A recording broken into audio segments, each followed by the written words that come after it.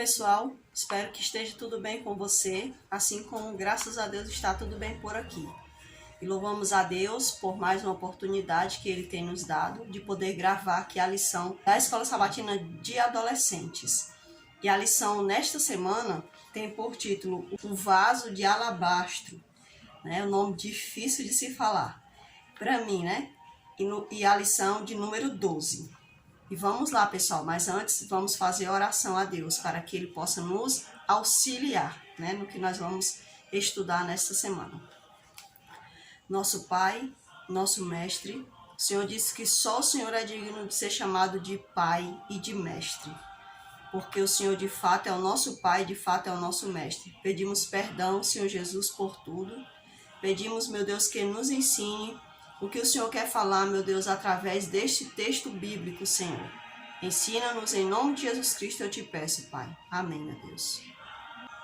Então, pessoal, o verso áureo se encontra aqui no livro de Lucas, capítulo 7, e o versículo é o 37.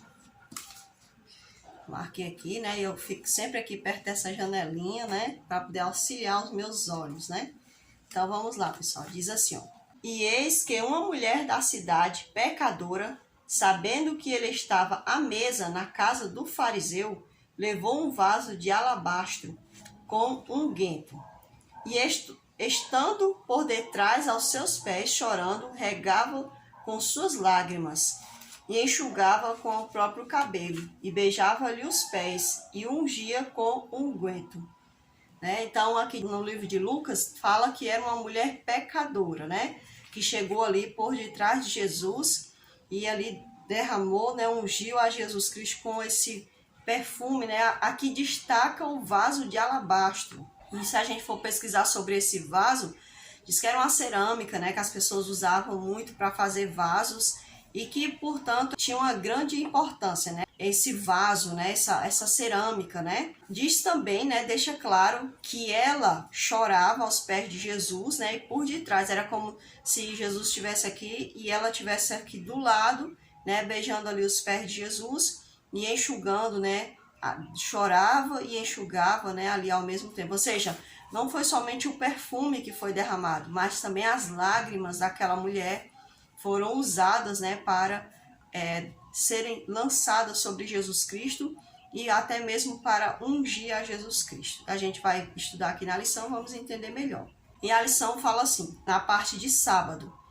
O relato bíblico desta semana narra o ato de amor e de gratidão de Maria por Jesus a ungir-lhe aos pés com o perfume mais caro da época, diante do olhar reprovador dos fariseus e da cruel crítica de Judas.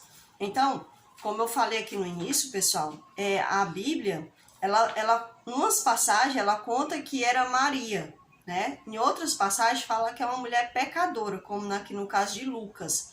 Diz que era uma mulher pecadora, né? E é interessante, né? Vai olhar ali a ótica de cada um, né? E aquele ato de Maria foi reprovado por duas pessoas. Pela pessoa que convidou Jesus para comer na sua casa, naquele banquete, né? E o Judas Iscariotes, que era o traidor, né? No caso, que é chamado de traidor, ele era muito interessado em dinheiro, né? No que ele colocava na bolsa, né? Então, ele também veio ali a fazer a crítica em relação a Maria, né? No entanto, a humildade de Maria, né, contrastada com a arrogância dos fariseus, oferece uma ótima ilustração de um assunto mais valorizado por Deus, né?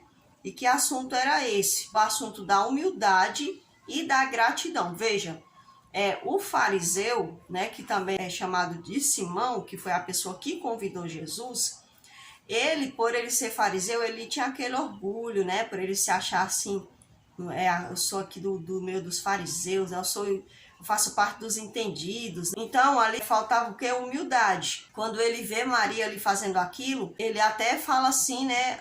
Se o Senhor de fato fosse um mestre, né? Ele ia saber quem era essa pecadora, né? Ou seja, ele estava ali julgando, né? A pessoa da mulher, né? E Jesus, para mostrar a Simão que de fato ele era sim mestre, que de fato ele era sim um rabino, que de fato ele era sim o próprio Messias, ele expôs diante de todos o que ia dentro do coração de Simão em relação à pessoa de Jesus. Porque Simão não falou, ele apenas ficou ali falando dentro dele, né? Ficou ali fazendo aquela análise sobre Jesus, né? Julgando Jesus, né? Que Jesus dizia ser e que alguns diziam que Jesus era, né? No caso, o mestre, um rabino, né? E ali o Simão, quando ele se surpreende, quando Jesus fala assim, entrei na tua casa e não me deixa água para lavar os pés. No entanto, essa mulher pecadora, né, com suas lágrimas, lavou os meus pés e não se importou em derramar sobre mim o mais caro perfume, porque essa passagem de Lucas, ele vem falando sobre o vaso, ou seja, sobre o exterior, né? Ele se detalhou mais no vaso, ou seja, Lucas, ele pegou o detalhe do vaso, que era um vaso de alabastro, que era uma cerâmica muito importante daquela época. E, no entanto, outras passagens vai falar sobre o que estava dentro do vaso, que era um perfume de nardo, né? Que o nardo é uma espécie, uma planta, se produz perfumes, né? Então, diz que era um perfume bastante caro. Imagina só, pessoal, a Bíblia não diz que pecado essa mulher cometia, né? A Bíblia não fala. Digamos que essa mulher fosse uma prostituta, né? Que muitas pessoas gostam de dizer que Maria era prostituta. Mas a Bíblia não fala isso, né? Digamos que ela tenha comprado aquele perfume muito caro para se produzir para o seu serviço, né? Que era o serviço de prostituir-se. Digamos que aquele perfume era usado para aquele momento, ela colocava ali para atrair a atenção dos homens com quem ela saía. Então, com certeza, ela tinha gastado muito dinheiro para adquirir aquele perfume. Para quê? Para manter o seu trabalho, digamos, né? Digamos que eu não sei. Será que ela pegou aquilo que ela achava assim, isso é tudo o que eu tenho. Isso aqui era o que eu usava para trabalhar, né? Digamos que fosse isso. Ou digamos que ela não fosse prostituta. Digamos que era algum outro tipo de pecado, que diante da sociedade ela era considerada uma pessoa pecadora, né? Uma pessoa assim de má índole. Eu não sei que pecado era esse, porque a Bíblia não especifica, né? Mas digamos que ela, depois que ela conheceu Jesus, ela tenha vindo a parar com aquela vida, né? Então ela resolveu juntar todo o seu recurso para comprar aquele perfume para dar a Jesus Cristo. E aí ela sabe, Jesus sempre andando ali falando, vai chegar a hora que eu vou morrer, vai chegar a hora que eu vou morrer. Então digamos que não, eu tenho que dar o meu melhor enquanto ele está vivo, enquanto eu estou vendo o mestre. Ou digamos que ela tenha comprado aquele perfume simplesmente em forma de gratidão diante, se for a Maria, irmã de Lázaro, né? Porque a Bíblia também não deixa claro se era a mesma Maria. A Bíblia fala ali de Lázaro, numa passagem ela fala realmente que estava Lázaro, que estava Marta, e possivelmente aparenta ser Maria, irmã de Lázaro ali, né? Digamos que era a irmã de Lázaro. Digamos que ela tenha juntado todos os seus recursos e tenha comprado esse perfume em forma de gratidão a Jesus Cristo pelo feito que ele fez, não somente de restaurar a vida dela, mas também de trazer à vida novamente o seu irmão Lázaro. Então não importa, o que importa é a forma de gratidão que ela, né, que Maria, que essa mulher que a Bíblia fala, ela demonstrou, que foi comprando ali um perfume muito caro, uma fragrância cara, dentro de um frasco caro, que tanto a fragrância como o vaso eram importantes. Então, pessoal, isso é muito interessante, né? O que a gente tem que servir a Jesus tem que estar conteúdo, né? O que vai dentro e o que vai fora. Veja que a mulher ela se importou em dar o melhor para Jesus. Por isso que Lucas ele fala do exterior, ou seja, do vaso de alabastro. E outra passagem, o outro evangelista vai falar sobre o conteúdo, que é o nardo. Então, pessoal, vocês se lembram que na semana passada, se eu não me engano, foi semana atrasada, a gente falou sobre ser perfume de Jesus? Então, Jesus ele quer que a gente seja um perfume, né? Que nós, aonde nós andemos, que nós possamos, assim, impactar as pessoas com a fragrância de Cristo. Mas ele também quer que a gente seja como o vaso de alabastro. Um vaso onde as pessoas olham e digam, olha, como é valoroso esse vaso. entendeu? Então é muito interessante a gente fazer essa ligação, né? Fazer esse link entre tanto o exterior, o que ia dentro do interior do vaso, como o que vai no exterior, como qual material era feito o exterior do vaso, né? Então, pessoal, nós devemos sempre lembrar como Maria, dar o nosso melhor para Jesus, aquilo do interior e também do exterior. Então, primeiramente, Jesus ali reprova a atitude de Simão, porque Simão estava julgando aquela mulher, né? E a palavra julgar aqui não tem nada de errado, pessoal, que as pessoas têm medo dessa palavra julgar, porque ele fez uma análise, mas fez uma análise superficial, tanto de Maria como de Jesus, né? Então, Simão, ele olhou, ele fez uma análise em cima de preconceitos, né? Preconcepções farisaicas. Então, Simão, ele faz ali aquela análise rápida sobre Jesus, deduzindo que Jesus de fato não era um mestre, e ele também faz ali uma análise sobre Maria, né? Deduzindo que quem é esse homem aí recebendo oferta, né? Isso daí, essa forma de oferta dessa mulher, essa qualquer, né? Então Jesus, ele vai e expõe ao público o que vai dentro do coração de Simão. Por quê? Porque Jesus queria logo mostrar aos demais que estavam ali que aquele tipo de pensamento em relação a ele era errado, porque ele era de fato mestre, ele era de fato rabino e era de fato Messias, e que também aquela mulher, apesar de ela carregar o nome pecadora, provavelmente ela não era mais nem uma pecadora praticante, né? Mas ela ia sempre andar com aquele estigma. Ou seja, quando uma pessoa, por exemplo, eu acho que você já deve ter visto que fulaninha era todo errado, né? Usava droga e agora só quer ser santo. Foi para a igreja e quer ser santo. Então, a pessoa vai carregar esse estigma, né? Vai carregar essa aparência que ele tinha, né? Vai levar um pouco de tempo para as pessoas engolirem que agora ele é uma nova criatura em Cristo Jesus. Então, não desista, né? Não desista, nem eu nem você devemos desistir, porque Jesus nos tirou do pecado, não importa qual seja o pecado, né? Pode ser um pecado terrível aos olhos dos homens, ou pode ser um pecado que só você e Deus saiba. Não importa. O que importa é a nova criatura que você quer ser com Jesus Cristo. E agora nós vamos para a parte de Judas.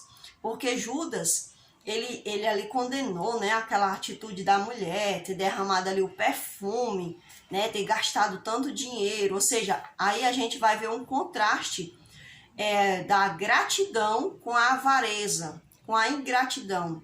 Porque Judas andando lado a lado com Jesus, coisa que as mulheres não tinham tanto isso, né? Elas andavam junto com Jesus, mas não tinha aquela intimidade tão grande quanto os próprios homens que andavam com Jesus, aquela coisa de se sentar, de andar para todo lado. Porque você sabe que mulher não é que nem homem, né, pessoal? A gente tem muitas coisas para fazer, né? E homem não, o homem já ele tem as coisas dele para fazer, mas ele já tem uma mentalidade já diferenciada da gente, né? São muitas coisas para a gente fazer, né? Então, pessoal, o que acontece? Judas era para ter muito mais gratidão, por ele andar tão pertinho, ver tantas coisas que Jesus fazia, não somente pelos outros, mas também por ele. E ele não tinha gratidão. E note que ele nem sequer reconhecia Jesus como um Senhor, como um mestre, porque o simples ato dele ter condenado a mulher, de ter derramado sobre Jesus algo tão caro, mostrava que ele não dava importância alguma para Jesus Cristo. Porque se Jesus fosse importante para ele não teria se importado. Mas pelo contrário, ele se importou demais com aquilo que a mulher fez, se incomodou, porque ele quis dar uma daquelas pessoas falsos solidários, né? Deveria ter vendido isso, ter dado aos pobres. Olha, o interesse dele pelos pobres era enorme, né? E muitas das vezes a gente age até mesmo como Judas, né? Então é bom que a gente analise se dentro de nós não está a atitude de Simão ou a atitude de Judas, né?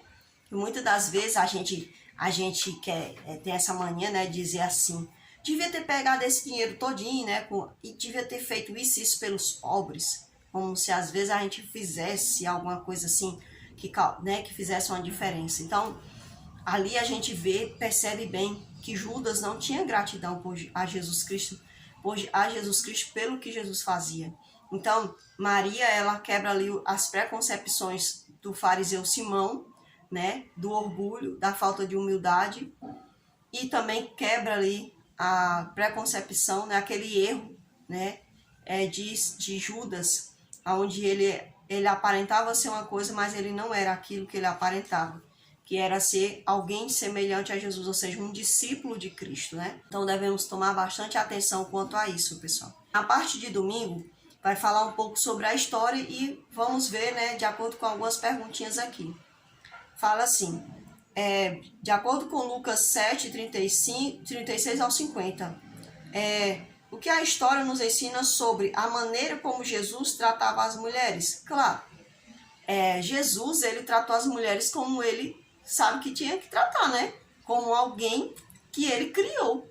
Então, Jesus, ele não tratou as mulheres, ele veio aqui tratar as mulheres de forma extraordinária, de forma diferente, né? Porque Jesus veio empoderar as mulheres. Não, gente, ele não veio fazer nada disso. Ele nunca nem tirou essa capacidade das mulheres de serem importantes, né?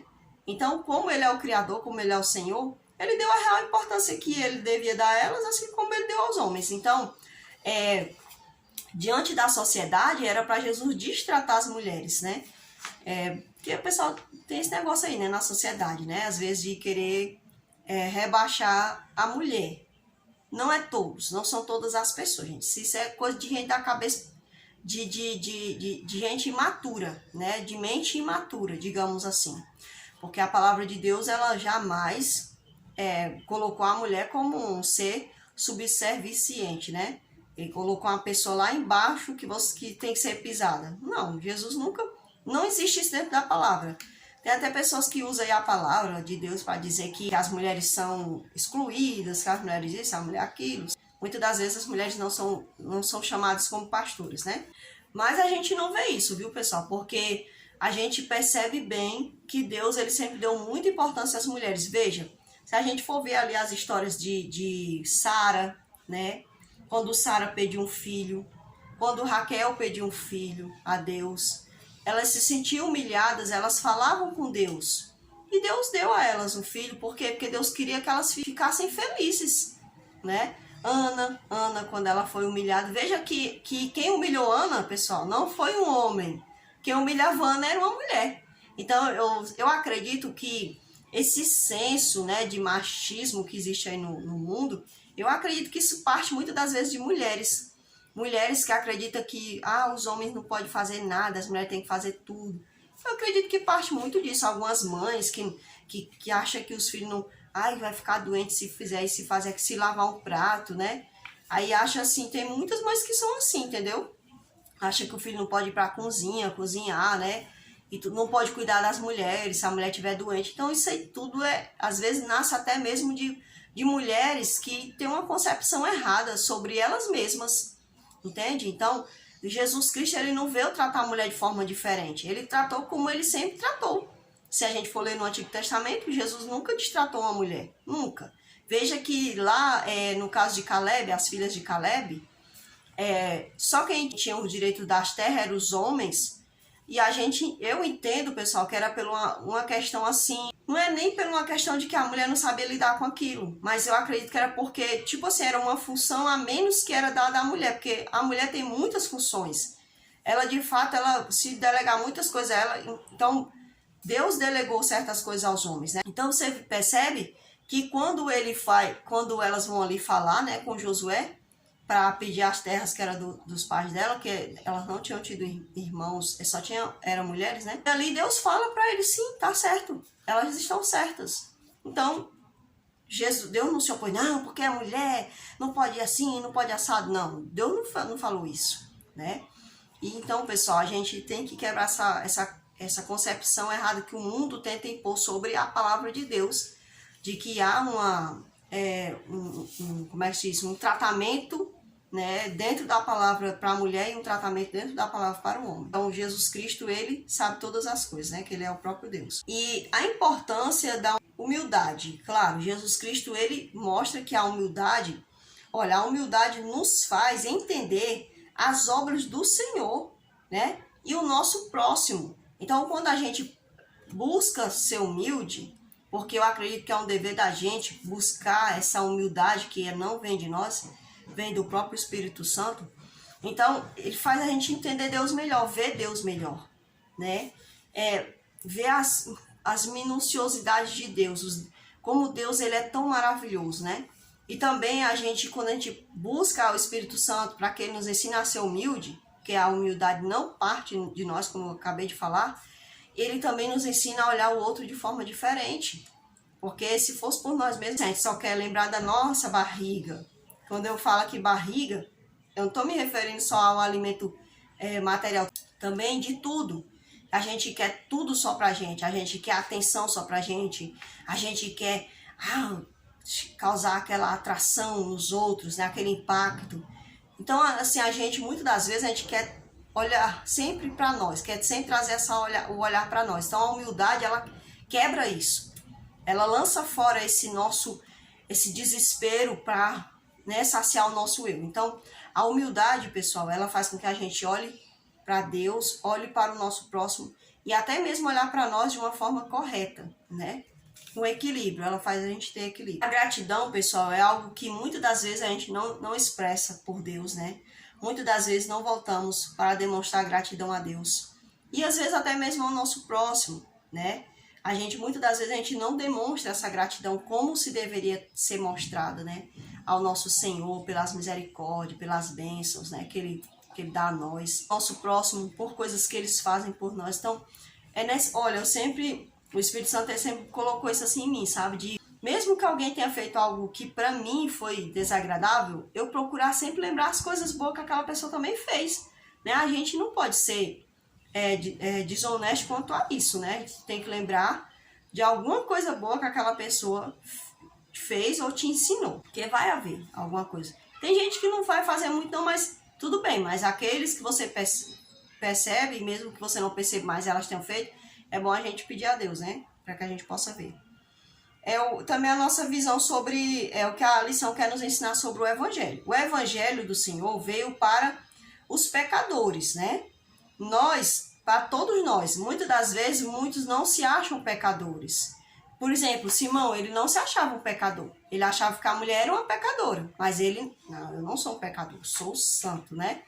Então, se a gente não entender, se a gente não aceitar a nossa condição de pecador, a gente não vai entender o Evangelho. Então, só pode entender o Evangelho aquele que se achou pecador. Veja, é por isso que muitas pessoas elas não conseguem aceitar o Evangelho, ou muitas das vezes elas estão dentro de uma denominação, mas elas ainda não entenderam o Evangelho. Por quê? Porque elas se acham muito importantes, ou já se acham muito perfeitas, e elas não entendem a sua condição de pecadora. Portanto, o Evangelho veio para os pecadores. Por isso, Jesus Cristo amou a atitude da mulher. Ainda que ela tenha cometido pecado naquele dia ou no dia anterior, o fato dela estar ali reconhecendo Jesus Cristo como o único Senhor, como o Deus que ela deveria dar adoração, Jesus já viu ali que ela realmente estava entendendo o Evangelho, pois o Evangelho veio para os pecadores. Ou seja, quando ela se rende ali beijando os pés de Jesus, ela entendia que só Jesus poderia dar a ela aquilo que nenhum homem poderia, que nenhum ser humano poderia, que era a rendição. Então ela se rendeu ao Redentor, em que os relatos são semelhantes e em que eles vão se diferenciar. Como a gente já falou aqui no início da lição, uns vão dizer que era uma mulher pecadora, outros vão dizer que era Maria, uns vão dizer que Simão falou, né? Outros vão falar que foi Judas que falou, que Judas também falou, né? Então, assim, vai ser diferente nesses pontos, mas a questão que era semelhante é que Jesus estava no banquete, que era na casa do fariseu, e que chegou ali uma mulher e derramou algo sobre ele. Não vai falar que só vai chamar atenção para o vaso de alabastro, e no outro vai chamar atenção para o que estava dentro do vaso, que era o perfume de nardo. Na parte de segunda-feira vai falar para nós o seguinte: o plano de Maria era usar o precioso perfume, né, para ungir o corpo de Cristo. Aqui ele vem dizendo que o plano de Maria era usar o perfume para ungir o corpo de Cristo. Bem, aqui o que a pessoa deduziu. A gente sabe que poderia ter sido por vários outros motivos, né? o que mais importa é que ela usou e ungiu o corpo de Cristo, né? Depois de repreender discretamente Judas e Simão, ele, ou seja, Jesus, profetizou que o ato de Maria seria lembrado para sempre, aonde quer que a mensagem de salvação chegasse. E é verdade, porque até mesmo Lucas, que não fez parte dos discípulos ali, ele se tornou um discípulo mais posterior, né? Então a gente percebe que até ele falou sobre Maria, né? Mesmo ele não colocando o nome dela, mas ele falou, testemunhou, ou seja, foi uma profecia. Então Jesus ele quis que ficasse na história a atitude de Maria. Simão duvidava de Cristo, né? Como a gente falou, ele duvidava da pessoa de Cristo. Ele fez tudo aquilo, né? Fez um banquete. Provavelmente, sabe aquelas pessoas que, tipo assim, você faz um favor e ele quer devolver o favor? Ele nem, às vezes ele tá entendendo, então ele parecia ser muito, muito orgulhoso, né? Então Simão duvidava de Cristo, né? Fez um banquete em honra, né?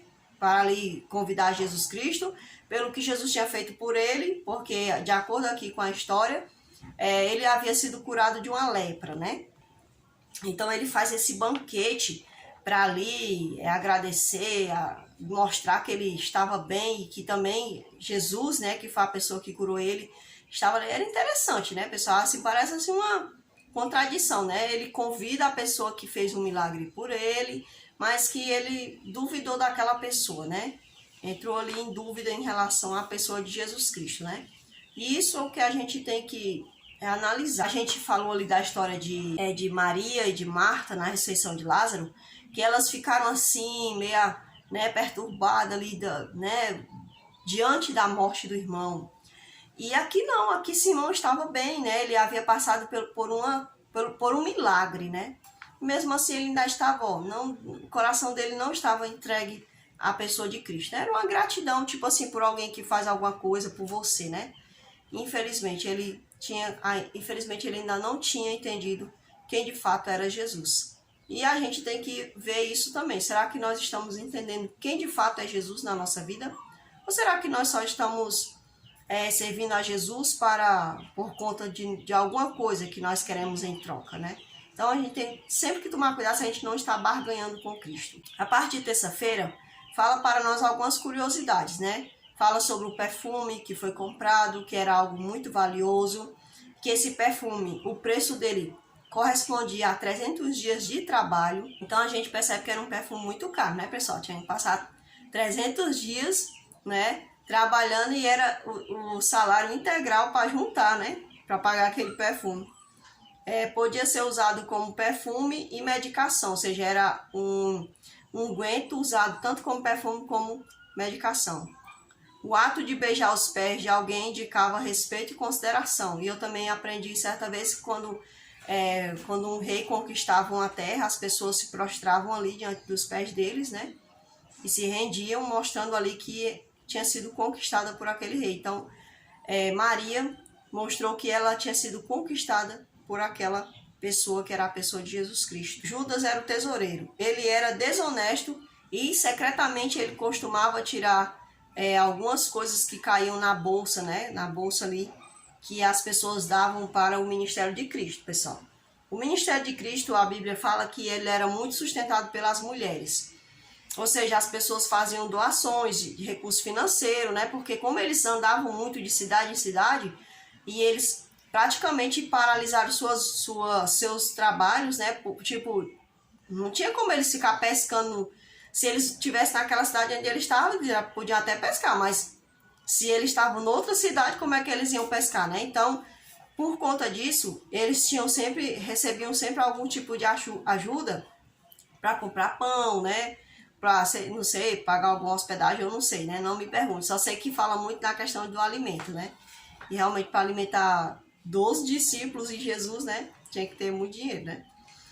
Então, ele costumava fazer isso, né? Costumava roubar. Jesus alcançou seu objetivo ao contar a parábola dos 2 devedores. Quando ele percebeu a atitude de Simão, ele já foi logo contando uma parábola para que Simão entendesse quem Jesus era, quem Simão era, quem a mulher era, né? Então, Jesus ele contava parábolas para que a pessoa ali pudesse entender, né, a nossa situação de pecador, né, pessoal? Que a gente tem que entender e aceitar para que possamos aceitar também a rendição da pessoa de Jesus Cristo, né? A rendição através da pessoa de Jesus Cristo. Na parte de quarta-feira vai falar sobre os versos de impacto, pessoal. O verso de impacto de Colossenses vai dizer para nós que nós devemos ter um coração contínuo, né? Nós devemos ter orações contínuas, né? Ou seja, a gente deve sempre estar orando por alguém, orando por nós, falando com Deus, falando com o nosso Senhor a cada instante. Porque a oração, pessoal, é um diálogo entre nós e Deus. Então, se a gente parar de falar com Deus, claro que a gente não vai viver muito espiritualmente não, né?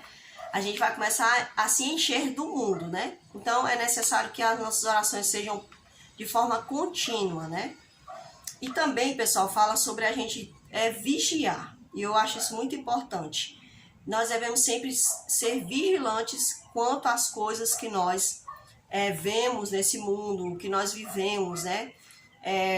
Situações que passamos, então devemos ser bastante vigilantes em relação às coisas. E outra também, devemos sempre ser gratos. Ou seja, a gratidão deve ser algo que venha morar no nosso coração, né? Sempre parar para agradecer ao Senhor por tudo que Ele faz e continua fazendo por nós, né? Então, esse foi o verso de impacto que eu tirei para falar com vocês, né? E diz assim: escreva uma declaração de gratidão a Deus pelo que Ele tem feito em sua vida. Bem, se a gente for escrever, né, pessoal? Essas linhas aqui, então, né, nem se comparam, né, para poder descrever, né? Mas eu acredito que a gente sempre lembrar, né? Sempre testemunhar também para que outros possam ter sua fé avivada.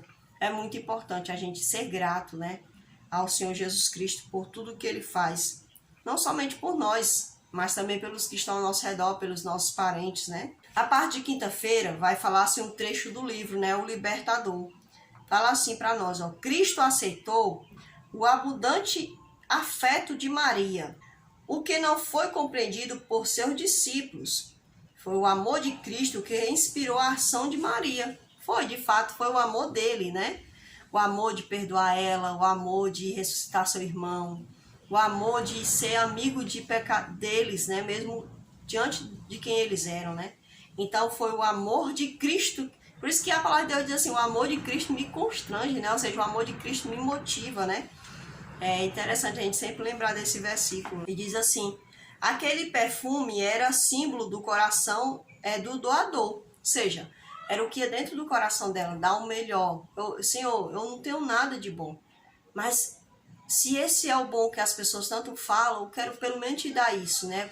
Para demonstrar o que vai dentro do meu coração. Então, eu acredito que nós também devemos sempre demonstrar a Jesus Cristo, através de nossos, até mesmo através de pedindo a Jesus que nos ajude a demonstrar, através dos atos, nossa gratidão por Ele, né? Por que não alegrar o coração de quem tanto nos alegra, né? Que Ele sempre está nos alegrando. Aquela que havia caído, cuja mente tinha sido habitada de demônios, né? Habitação de demônios, veio para perto do Salvador. E a fim de servir em estreita comunhão com Ele, foi Maria quem se sentou a seus pés para aprender dele. Veja que ela sempre estava ali aos pés de Jesus, era algo de costume dela, né? Quando ali Jesus foi na casa de Lázaro, ela estava lá. Na ressurreição de Lázaro, a Bíblia diz que ela se prostrou aos pés de Jesus. Então Maria, ela se achava tão pecadora que ela sabia que o lugar dela mesmo era aquele ali, de rendição. Isso é interessante, porque eu fico até pensando que eu deveria também ter esse tipo de atitude, né? Reconhecer que o meu lugar realmente é aquele lugar de redenção, né? Prostrado aos pés daquele que me rendeu. Esse ato de Maria, de fato, foi um testemunho importante deixado para mim e eu acredito que para você também. Sem dúvida, Maria escolheu a melhor parte. que foi estar aos pés de Cristo. Na parte de sexta-feira fala assim: um estudo fascinante feito pelo professor Vic Medvec revelou a relação entre a atitude de gratidão e certas circunstâncias específicas. E ele aqui vai falar para nós, né, que foi feito um estudo onde as pessoas que recebiam a medalha de bronze, né, que é o terceiro lugar, elas tinham uma alegria maior do que os que queriam a de prata. Por quê? Porque os de bronze, né, eles queriam só ganhar, né? E os que eram de prata, eles queriam ser os bichão, né? Aqueles que tá lá no pódio para todo mundo ver. Então, o simples ato deles terem participado e terem conseguido alguma coisa, para eles já era o máximo, né? E aí, faz até assim uma perguntinha para nós, olha. Qual tem sido sua tendência? Você tem encarado a vida cristã do ponto de vista dos medalhistas de bronze ou dos medalhistas de prata? Então ele faz essa pergunta para nós, né? Será que nós estamos tendo a gratidão dos medalhistas de bronze, de ficar ali pertinho, de agradecer, né, por ter participado, ou aquele que só está fazendo para